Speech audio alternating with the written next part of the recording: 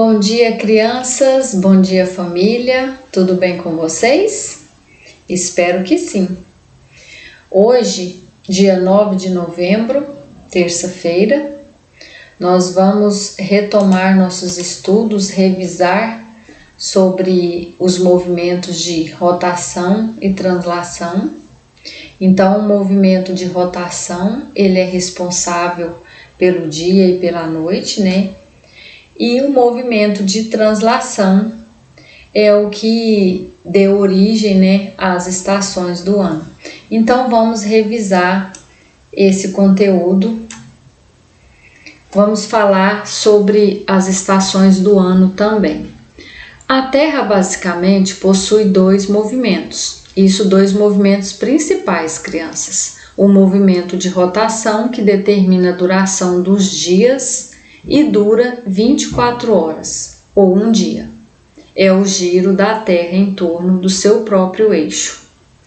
Outro movimento da Terra é o movimento de translação, que determina as estações do ano e dura 365 dias ou um ano. É o giro da Terra em torno do Sol. As estações do ano são 4. Primavera, em que a maior parte das plantas florescem. Verão, que é a estação mais quente e chuvosa. Outono, em que as noites são mais frias e algumas árvores perdem as folhas. E o inverno, que é a estação mais fria do ano. As estações do ano variam de acordo com o local do globo em que nos encontramos, pois quando um lado está perto do Sol, o outro está longe. No Brasil, as estações ocorrem nos seguintes períodos: primavera, de setembro a dezembro, verão, de dezembro a março, outono, de março a junho, inverno, de junho a setembro. Entendendo o texto, faça no caderno. Então, vocês vão responder essas perguntas aqui no caderno de vocês. Número 1. Qual é o nome dado ao movimento da Terra em torno de si mesma? 2. Quanto tempo leva esse movimento? 3. Que mudanças esse movimento causa? 4. Como se chama o movimento da Terra em torno do Sol? 5. Quanto tempo esse movimento leva? 6. O que esse movimento determina? 7. Quantas e quais são as estações do ano? 8. Qual é a estação do ano em que acontece a floração? 9. No Brasil, quando começa e termina o inverno? 10. Qual é a estação do ano que você mais gosta? Justifique sua resposta.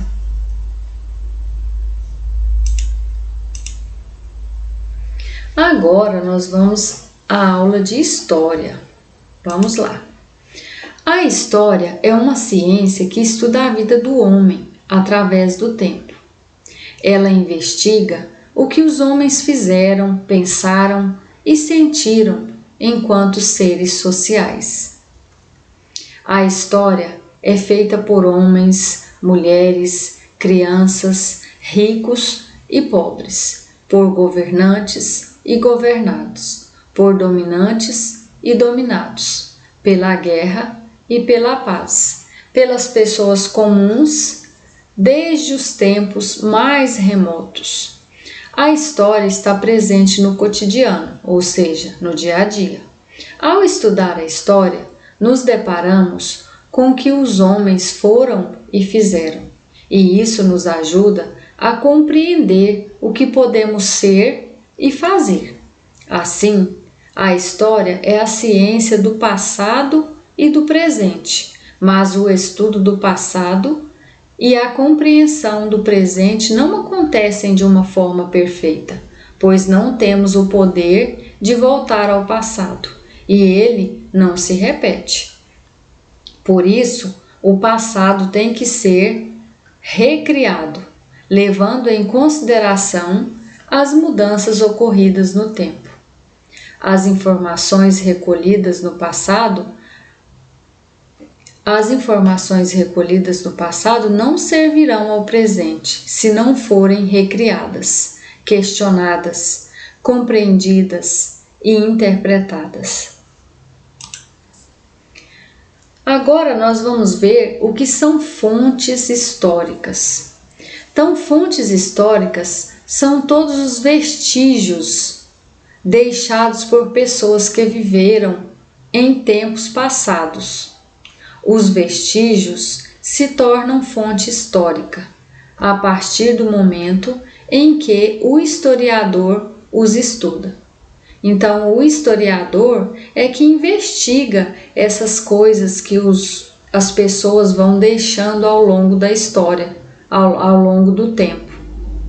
Exemplos de fontes históricas: documentos pessoais, identidades, certidões, nascimento, batismo, casamento, divórcio e óbito, testamentos. Bens pessoais, diários, cadernos, anotações, receitas, roupas, etc. Pinturas, fotos, esculturas, desenhos, mapas, etc.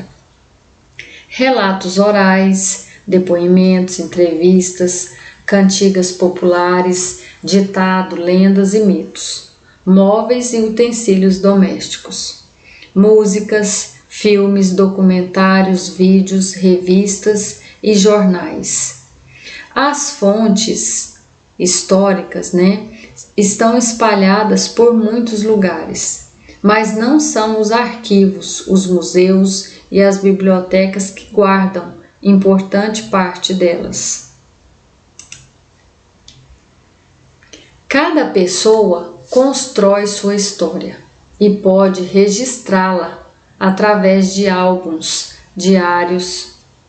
Agora, a partir do que foi lido, e compreendido e estudado, vocês vão completar essas frases com essas palavras do quadro: fotografias, história, historiador e pistas.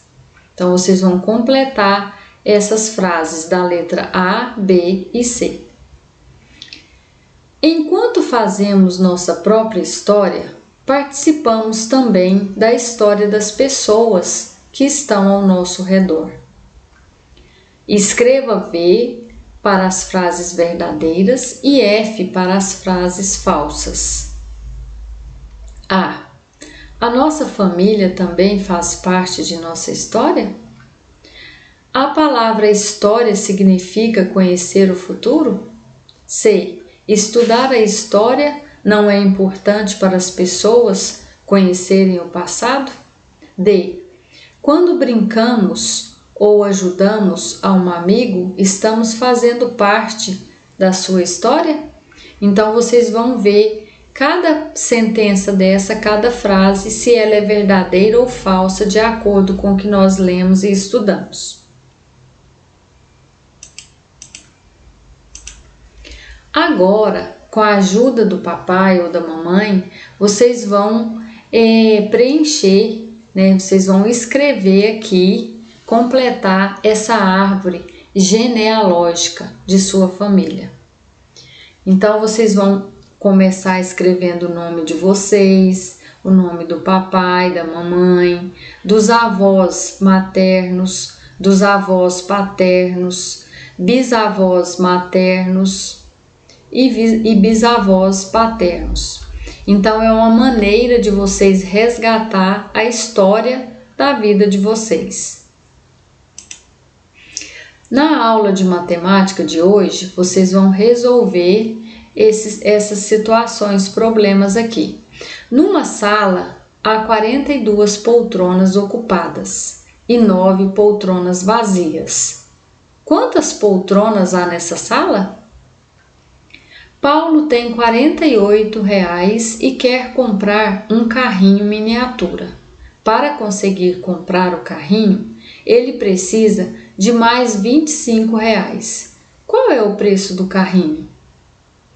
Júlia tinha 19 problemas para resolver. Ela já resolveu 12. Quantos ainda faltam? Pedro tinha de pintar 27 janelas. Ele já pintou 14 dessas janelas. Quantas janelas restam sem pintar? Em um jogo de basquete, Oscar marcou 28 pontos no primeiro tempo e 14 pontos no segundo tempo.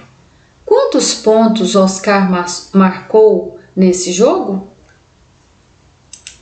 Por hoje é só, crianças. Faça a atividade com capricho, tire a foto e envie para a professora. Até a próxima aula. Um beijão carinhoso.